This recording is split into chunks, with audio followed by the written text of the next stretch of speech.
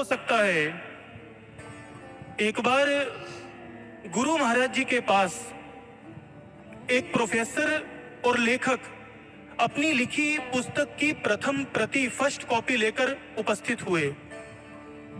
गुरु महाराज जी के कर कमलों में उन्होंने उस पुस्तक को भेंट स्वरूप दिया।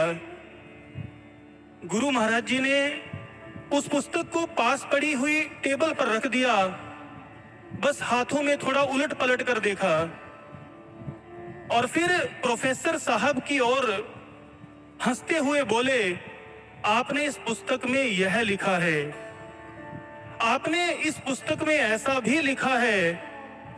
गुरु महाराज जी ने उस पुस्तक को पढ़े बिना उसके अंदर लिखे विषयों के संबंध में अनेक बातें उन प्रोफेसर साहब को बता दी और प्रोफेसर साहब गुरु महाराज जी के श्री मुख से उन बातों को जो पुस्तक में लिखी हैं वो एकटक देखते रह गए। ये हैं हमारे आशुतोष भगवान, जो हृदयों की पढ़ लेते हैं। उनकी उपमा को शब्दों में कैसे बांधा जा सकता है। और ये आज की व्यवस्था नहीं है, ये हर युग के शिष्यों की व्यवस्था रही है। जैसे एक बार महर्षि रमन के शिष्य एक रस से उनके एक परिचित ने प्रश्न किया, एक रस तुम्हें अपने सदगुरु रमन इतने अच्छे क्यों लगते हैं, ऐसा क्या है उनमें? वो कितने दिनों तक सोचते रहे और फिर उस व्यक्ति से कहा, मैं जब भी अपने सदगुरु के पास जाता हूं तो धन्य हो जाता हूं। जो आनंद का मैं अनुभव करता हूं, जो अनुभूतियां मैंने अर्जित की हैं, उनको मैं चंद शब्दों में समेटकर तुम्हारे सामने नहीं रख सकता।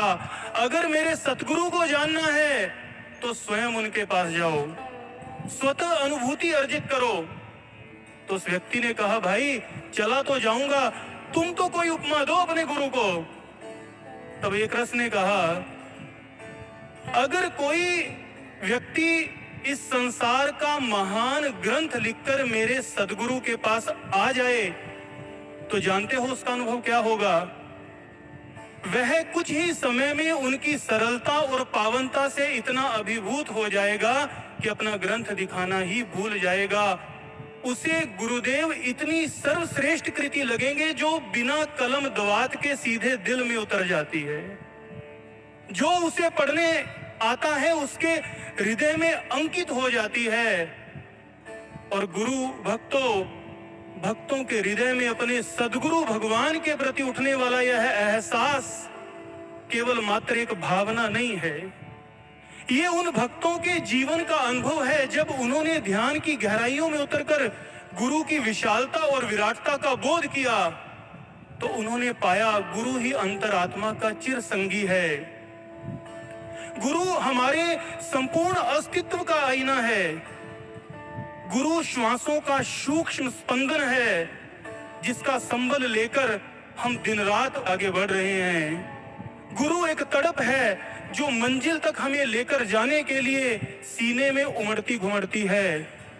गुरु का गुरुत्वाकर्षण इतना प्रखर होता है कि एक शिष्य उनके दिव्य प्रेम में आंदोलित हो जाता है। स्वामी विवेकानंद जी कहते हैं, जिस शख्सियत से एक आत्मा में दूसरी आत्मा में शक्ति का संचार होता है वह गुरु कहलाता है। गुरु अपने शिष्य को अपना अंश प्रदान करता है, तभी तो अंश रूपी शिष्य अपने आधार स्वरूप सदगुरु से मिलने के लिए लालायित रहता है।